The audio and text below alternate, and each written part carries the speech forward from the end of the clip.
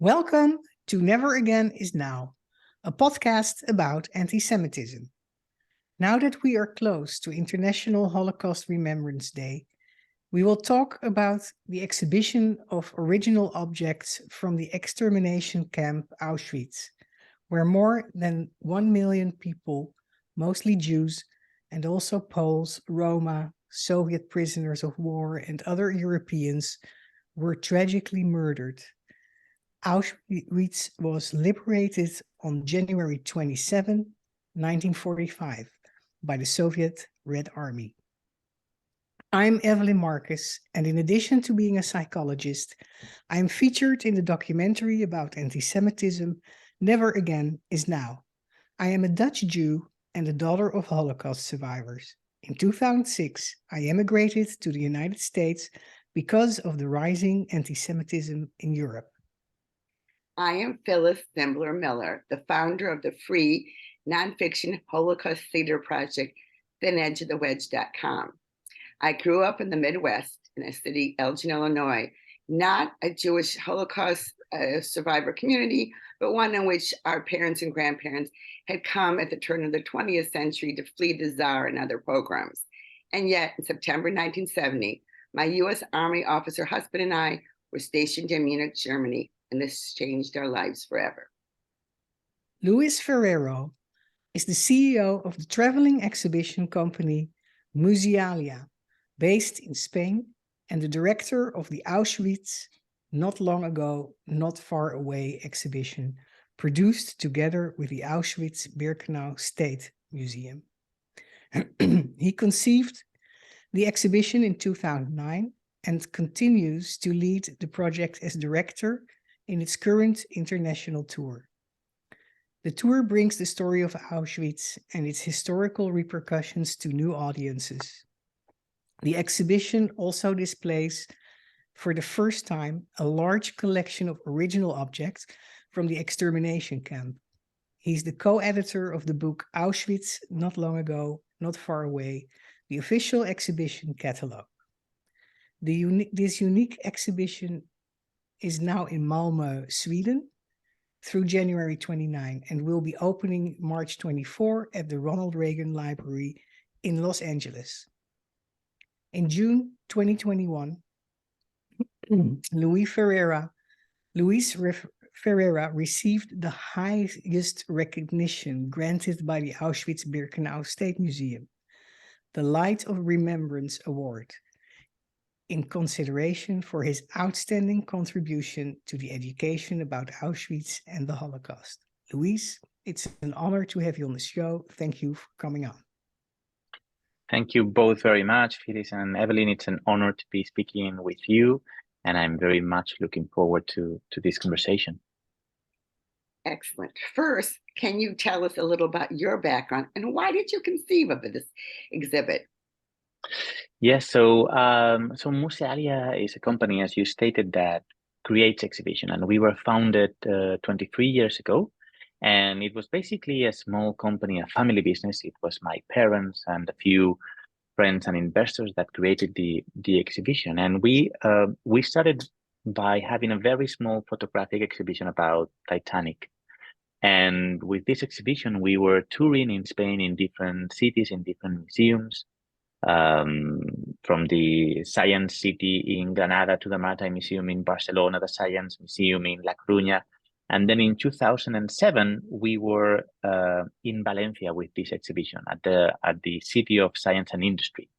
And we were going to be there for 1 year with the exhibition. And then basically it was my family working in the exhibit. We used to say that we were like a monster with 4 heads, and it was obviously my parents, my brother, and I. And he was just basically almost 1 year older than I am. So this was in 2008, and my brother just suddenly died of sudden death. We call it in Spanish, like a terrible heart attack, and in 1 second, basically. He was gone, and this was devastating for the family. Of course, it was devastating for the company because we had created so much together and we were working together. And almost 1 year later, I was given, it was in April, it was my birthday. I was turning 25 or 26, and I got as a present this book called Man in Search of Meaning by Viktor Frankl. And although in the beginning I was quite reluctant to read it, I didn't feel in the mood to go through it. That summer of 2009, I just started to, read the first page and a couple of pages. And as you may know, it's a fairly slim book. It's On my shelf. less than 200. Yes, it's actually not a very long book, and the way that Viktor Frankl explains his experience of being deported to different concentration camps, and the way he describes in quite a scientific way the different stages of that somebody in its mind goes when they are in this concentration camp.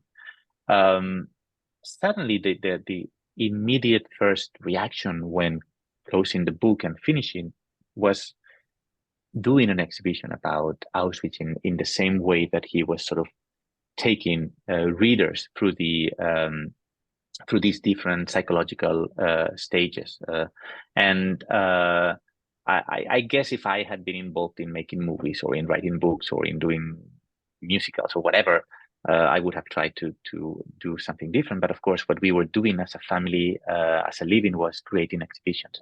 So that was the immediate reaction, was to do something. And of course, because of the situation of my brother, it all became sort of very personal, and this book came in a way because of his passing away. And so the idea was in the summer of 2009, we opened the exhibition in December 2017. So it was a very long journey, more than 8 years, of basically having this idea of trying to do it, and then all the journey of finding the right historians and experts and educators, and of reaching out to the museum in Poland and explaining them who we were and why we wanted to do an exhibition about Auschwitz. And of course, we didn't have any kind of Holocaust background in education, or we were not part of the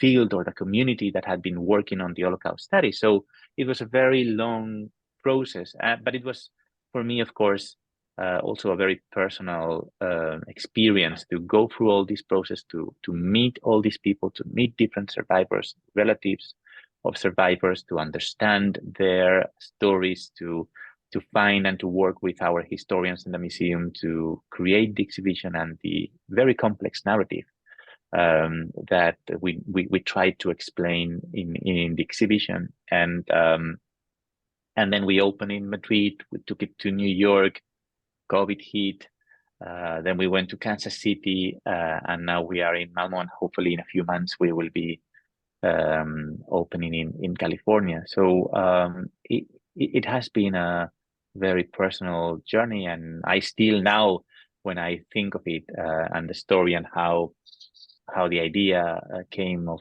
creating the exhibition, I still get, of course, emotional about everything. So it's a special story for those who have been in the side of creating the exhibition. Can I ask you one question? You don't have any Jewish history in your family that you know of. Not a Marano family. Is that correct? That's right. It is correct. We don't. As you know, of course, in the case of Spain, in 1492, the Jews were expelled.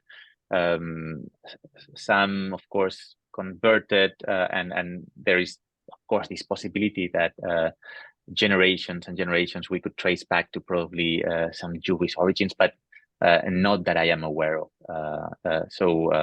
Yeah. And did the Holocaust figure? Did you learn it in school? Or I'm interested in. No, we have to move on to the next question. Someone gave you this book. They must have thought that there was. I think that the power of this book is that somehow it has been also able, in many ways, to help people nowadays that are in a very different situation to those who were in the camps during Second World War, but that are still now in need of help. And in my case, of course, it just gave me also kind of a mission, something to fight for, something to create, something that was more important than oneself, something that was important for, for history, and just it was the right thing to do. So, but of course, I knew about the Holocaust. I had read about the Holocaust at school in Spain. Nowadays, maybe a little bit more, but in my case, in the early 2000s, well, I was in the 90s, of course, at school, and then in college in early 2000s, it was not something that was studied in deepness. Now, of course, when I read the book and I needed to read all these books, one of the first things that I did with Robert Jan van Pelt and with Michael Birnbaum is I asked, can you please send me a list of the books I need to read to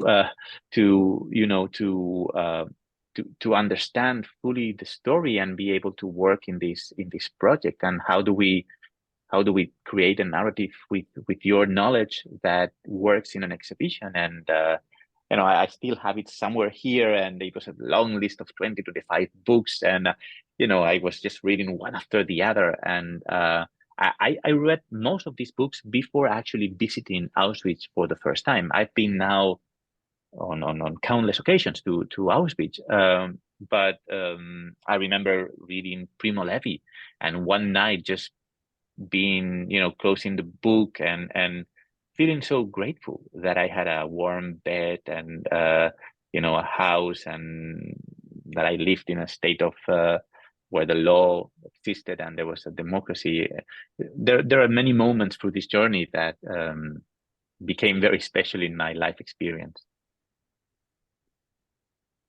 So yeah, as a psychologist, I can confirm that the book of Viktor Frankl that he wrote based on his experiences in the concentration camp has a wide application for people who are suffering from situations in their lives. Could you please mention the title again? Man in Search of Meaning, if I'm not mistaken. I don't know I read it in Spanish. I don't know that's the English translation. And of course, this concept of meaning, right? In a moment where you're grieving, and it was a very powerful book to read. And sometimes it's funny because sometimes you recommend a book that has been so powerful to you, and you recommend it to somebody else, and they read it, and maybe it doesn't have that impact. And I think it has to do also, of course, a lot with what kind of situations you are living in those particular moments. Yeah. Luis, what if we look at the exhibition, what is it people get to see in the exhibition? So they get to see a lot, but I hope that they get to understand more. So in terms of just seeing, what we do is, for the first time ever, we display a large collection of original artifacts that come directly from the Auschwitz-Birkenau State Museum. Not only that, and these are more than 400. So it's really a vast collection of artifacts that we display from them. But we also have artifacts from USHMM, from Yad Vashem, from Sachsenhausen, from Hartheim Castle, from more than 20 different institutions, museums, private collections, survivors and relatives of survivors, who basically loan us these artifacts so that people can connect with a particular story. So this is, of course, in terms of seeing an exhibition, a museum is about seeing artifacts, and we do that. But we also believe that the most important thing in an artifact and in an exhibition is not so much what we see, but what we know about the artifact. And each object has its own historical echo, and we allow the artifact to speak by itself and have a conversation with visitors, and they are so powerful, of course, because the story they have to tell is so meaningful, that we always usually say that it's an exhibition to see more with the heart and with the brain than with the eyes.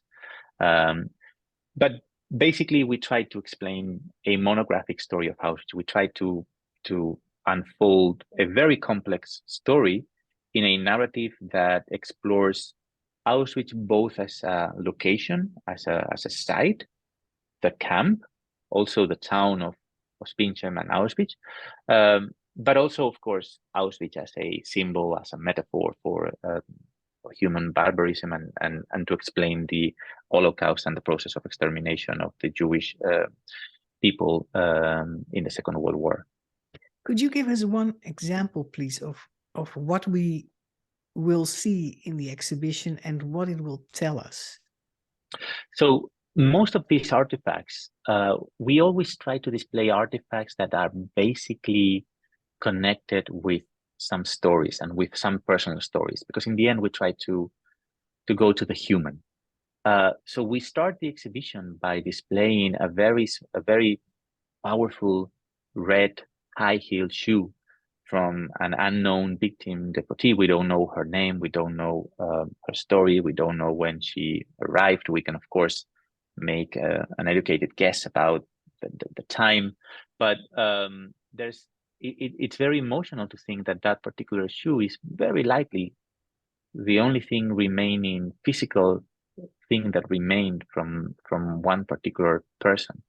And in any exhibition, of course, is about rhythm, and rhythm in many cases is repetition. So we have a shoe, we start with a very powerful red woman's shoe, but we have then a shoe with a sock in the middle of the exhibition when we explain the process of the extermination at the gas chambers. And this is a unique shoe also because you can, of course, understand how, in this case, probably a little boy went likely with his family into the very heart of the gas chambers. We have artifacts that are very small, like these ones. We have artifacts that are very big, like a section of the barrack in Monowitz that allows us to explain many different topics. We have artifacts that relate to the medical experiments. We have artifacts that relate to the forced work. We have artifacts that relate to food, like bowls and spoons. We have letters, rings, and of course we have many the mass of artifacts that come, in this case, from Canada, from the section in Auschwitz where all these belongings from the victims end up. So we have like mirrors and mags and all these very tiny everyday life artifacts that we hope can make people create a connection to the victims and understand a little bit more of the story of Auschwitz. I want to just say one thing here for our listeners to make it clear. The exhibit is about Auschwitz, so it is not an incorrect number when he says over 1 million were murdered. And people might say, well, 6 million Jews were murdered. Here in America, I'm speaking as American, I think we tend to think it's Auschwitz or nothing. And so we just need to remind our listeners that this exhibit is on focus on the best known extermination camp. But there are over 5 million or 4.5 million more Jews were murdered by the Holocaust, by bullets, starvation, the ghetto, etc. And Roma were murdered, etc. I just want to emphasize, and also I want to repeat, in English, it's the warehouses that were at Auschwitz that collect, I studied this particularly, all the goods that the Jews were made to give up before they were murdered, was Canada with a capital K.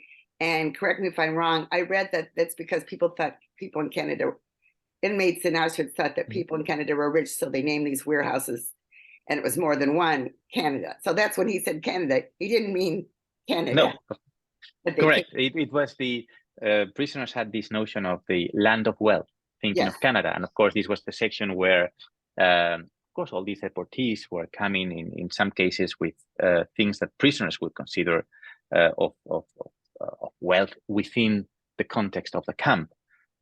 Pieces of food, of just clothing, all this kind of material. But absolutely, you're right. Of course, I'm speaking of Auschwitz, and in the case of the exhibition, we also have to say that as you were saying, the Holocaust is much more than what happened in Auschwitz, and Auschwitz is more than the Holocaust. So we also deal with other groups of victims within the story of Auschwitz.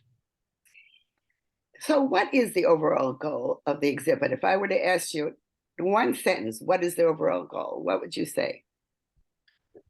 I think it's probably to understand Auschwitz as a location, as a site, and Auschwitz as a metaphor, as a symbol for human barbarism, and where ideologies of hatred and anti-Semitism can take us. And it's I would like to say that it's a contribution to that knowledge. It's not a final closed answer, or the final closed answer. It's just one more contribution to the better understanding of Auschwitz. And why Auschwitz rather than any of the other possibilities that you could have chosen? Goes back to Viktor Frankl's book, right? Is that why you chose that? That was the initial connection. Absolutely, it was through the book, and he also writes about other camps because he was sent to different camps. Right. He mentions specifically Auschwitz, and writes a little bit more about that. But he also does so in other camps, and Auschwitz has a very powerful. It's a very powerful symbol, and therefore it is also the camp where right now we have an institution that is the Auschwitz-Birkenau State Museum that has done an incredible work in preserving the site, so therefore also preserving a large collection of artifacts that can help us explain the story in a way that in some other camps is a little bit more difficult. Luis, what are the main highlights of the exhibit, and which parts have resonated the most with the visitors? I would say in terms of the visitors, probably the fact of encountering these original artifacts, and it's a unique opportunity. I mean, it is the first time, and it's always difficult to say, but it is a very complex project, so we don't know if we will have a chance to have a touring exhibition about Auschwitz with such a large collection in the future. So encountering these artifacts, it's what brings also the authenticity to the narrative that we have created. And also, I would say the opportunity to understand in an exhibition a monographic story of Auschwitz. So we really go back into the Middle Ages to understand the story of this particular dot on the map and the story of anti-Semitism. So it's a comprehensive exhibition. A lot of visitors take 2 hours, 3 hours, some people even more to go through the exhibition. And I would, in many ways, it's more a museum than an exhibition because of the scope of its narrative. So I would say that opportunity to really encounter Auschwitz. Michael Birnbaum, maybe he said this already when he was part of your poster, but he always says, and it stuck to my mind, that people need to go to Auschwitz, but also Auschwitz need to go to people. So bringing Auschwitz outside of the museum to people that for one or the other reason will never be able to travel to Poland and go to the memorial, it's in a way a unique opportunity. And also, of course, there are many parts in the exhibition that are resonating a lot with visitors. For some people are the artifacts, the personal artifacts, the children artifacts. The section, it's a very complex area room where we deal with the over 200,000 children, Jewish children that were assassinated in Auschwitz. To see these artifacts, to understand the ideology of Nazism, to understand that Auschwitz doesn't come up suddenly, even in X amount of years. It's the gas chambers are just the final step in a very long process of anti-Semitism, and we go as much as we can into the story of European anti-Semitism, anti-Judaism, anti-Semitism, and to understand all of these process through, to understand that the Nazis didn't really invent much until they actually get into the gas chambers, that all of all the ghettos and the marking and the programs. I mean, everything had already been done in centuries in Europe. Of course, just to really have the chance to understand the story of Auschwitz through artifacts is probably what I would say resonates the most with visitors.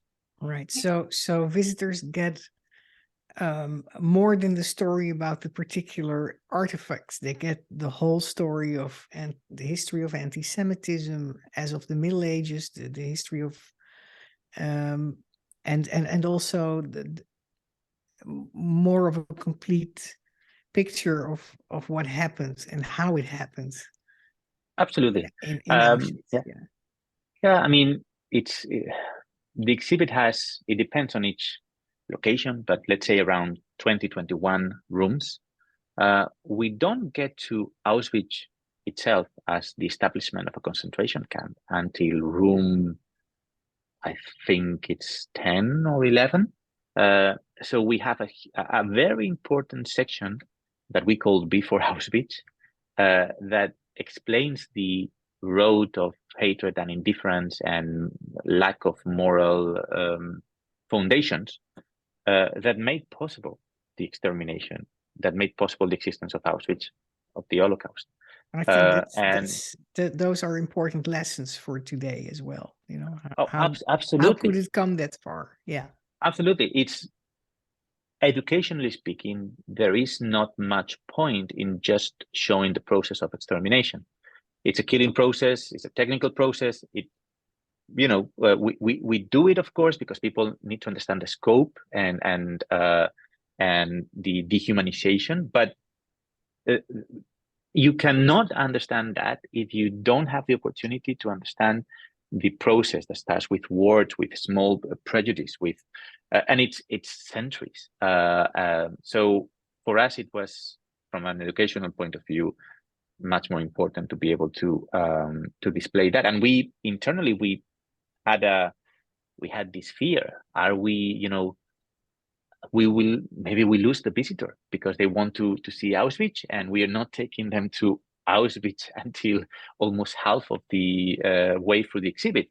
But I think, and we know, of course, because we see the reaction at the time people spend in these rooms before Auschwitz, that people actually take the time to understand the whole process. And that is one of the most important satisfactions that we have with this process, is to see that people spend there 2-3 hours and that they devote a lot of time to this before Auschwitz area in the exhibit. I can also confirm how powerful the encounter with an object or item from the life then in those times can be today. I have here the albums, how do you say, the picture albums of my family, and my father put in that the Star of David that he had to wear on his clothes. That was a German regulation in occupied countries like Holland, that at some point Jews had to be identifiable in public places by wearing a yellow star, which said Jew. In Dutch, it says Jood. Yeah. So when I opened the picture book and I saw that yellow star, it really shocked me, It shocked me because I knew the stories from my parents. And it's very shocking to be confronted with those kind of items. I can say from experience. Yeah. And I'd like to add a kind of a weird example. Here in Los Angeles, in an exhibit at the Getty Center, I saw the prayer book that Queen Isabella prayed from. And all I could do was look at it and say, you prayed from this book, and yet you expelled and killed your Jews in 1492. And for me, that was such a powerful moment connecting with history. So I want to emphasize here, am I right? If we went to Auschwitz, we wouldn't see this many artifacts. I mean, you've really brought together an amazing collection. Is that because I know one of them, Danny Spungen, I met through Yeah. Association Oh yeah, Danny. Yeah. Holocaust Organizations. He's so pleased to be loaning you some of his artifacts. I'm correct, right? Never has there been such a collection. I mean, I would say within the Auschwitz Memorial, of course, first of all, the site itself is an artifact, and it has such a powerful gravity. And then in their exhibition, what they do display are the masses of artifacts. So of course, they display, I don't know how many hundreds of shoes and hundreds of glasses and tons of hair. And, so they, of course, I would say probably they display many, many more artifacts than we do. But what makes special this exhibition is that one, of course, it's a touring exhibition. Therefore, not everybody can travel, unfortunately, to Ospinchem to visit the memorial. And this is a way to give access to many people around the world to these artifacts and what's beyond the artifact, the story, the meaning of why we are doing this. So I would say they are very different experiences. And when you are in Auschwitz, those who have visited the memorial, who have been to the site has this incredible weight, gravity that just takes you, and it's very difficult to even, I guess, for the museum and for guides to go to, to break through that gravity and take you to the context of, Germany between the First World War and the Second World War, or centuries of anti-Semitism in Europe. It's just more complex. We don't have the site. We just have fragments of the site, and that allows us also then to zoom out when appropriate and understand the picture from a certain distance. Very interesting. Well, how are the locations chosen where the traveling exhibit is going? It's a very complex exhibition. It requires space. It requires museum conditions in terms of temperature, security, humidity control. So basically, we need the institution to believe in the importance of the story that we tell. So I think the first ingredient that is required, and it's the most essential one, is the commitment of that particular institution to bring the story of Auschwitz to their community. If there is that commitment, if there is that vision, then in comes the technical aspects. And unfortunately, it's not that easy because of space and temperature control and all of that. But if you have the first ingredient, one way or the other, in one moment or the other, probably we will find a way to make it happen. And that was the case of the Ronald Reagan Presidential Library. In this case, they went to Madrid. They went to Melissa. She went to Madrid. She went to New York. She went to Kansas City, and she always made us feel this institution, the team that is behind the institution, believes this is a story they need to bring to their community, and that is the key for us. Okay, so if a community, after hearing this podcast, wants to consider being committed, they reach out to you through the Auschwitz.net website, correct? Correct. We have to say that the exhibit is quite booked until almost 2026. So, it doesn't happen overnight, but absolutely, if there's any interest in any museum or community, they can always reach us out in Musealia, and we will just, we are always willing to have a conversation and check if it can be done. Where's it going next? Unfortunately, I cannot tell. Okay. It will be announced in the next probably months. Okay, got it. Can you tell us about some of the experts who contributed to the exhibit?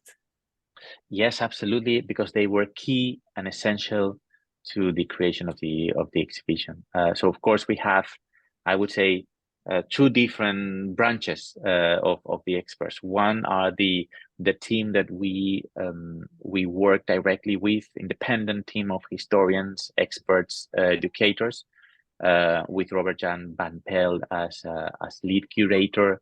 Let me just name quickly all of them because they deserve not only our gratitude but our highest recognition for the work they have done. So Robert Jan van Pelt, Michael Berenbaum, Paul Salmons, Miriam Greenbaum, and Jamel Siniti are the team of independent experts we have worked to create the exhibition. And then we have, of course, the other branch of experts, which are the historians, researchers, collections manager at the Auschwitz-Birkenau State Museum, who, of course, provided us with not only with the collection, but also with the verification of every data and information we have in the exhibit. So all of that incredible knowledge came together, and everybody just wanted to come together and create an exhibition that hopefully could make an impact in many people's life. And I, as I said before, I can only show my gratitude and my recognition for them, and it has been on a personal aspect, of course, an incredible experience to be able to create with them, to work with them, to meet them, and to become friends with them. How do you think that learning about Auschwitz and the Holocaust can help combat anti-Semitism today? Well, probably just by, and we try to say it in very simple words with the subtitle of the exhibition: understanding that the story that we tell happened not long ago and not far away, in the sense that, of course, Auschwitz formed part of our contemporary history. It's, in historical terms, it's yesterday, and it's not far away because the ingredients that made it possible, again, the road that we show in the exhibition, I don't think it's nobody can really deny that those risks are still present in our societies, and that there are still ideologies of hatred. There's still rising anti-Semitism. There's all those factors are still present in our society, and therefore, let me quote Primo Levi: Auschwitz happened, and therefore it can happen again. And this is the core of what we have to say. He was speaking as a survivor, and those words work perfectly well for this exhibition and for the mission that it has. That is really a powerful way to end our interview. Yet, if there's anything else you want to add, please go ahead before I sign off. I will only show my gratitude for this conversation to you both, Phyllis and Evelyn. It was a wonderful conversation. I so much appreciate that you help us to promote the stay of the exhibit in California. And I just want to invite everybody to who is listening to us to just check the website and consider that it is worth a visit to encounter the story of Auschwitz in an exhibition. And for those who can't visit, where is the official catalog available? It will be probably in the website of the museum. I don't know if right now, to be very honest, I don't know if they will have the option to buy it online unless you go to the exhibition, but we will try to work that out, and hopefully it is available. Now that you mentioned, it is available also in some bookstores across the nation, and probably also online. I don't want to say Amazon because I'm not really sure, but I think it's also available on Amazon. Okay, so we'll look it up on Amazon. Thank you. This has been a just compelling talk. I'm just so thrilled that you came on. He's talking to us from Spain. I want to thank our listeners. For those of you who have not yet watched Evelyn's dramatic documentary about anti-Semitism, especially in Europe and now in the United States, please watch Never Again is now on Amazon and YouTube. If you want more information about my free nonfiction Holocaust theater project, go to thinedgeofthewedge.com. And as we end every podcast, we say, without putting yourself in physical harm, whenever you can, please speak up against anti-Semitism and all hate.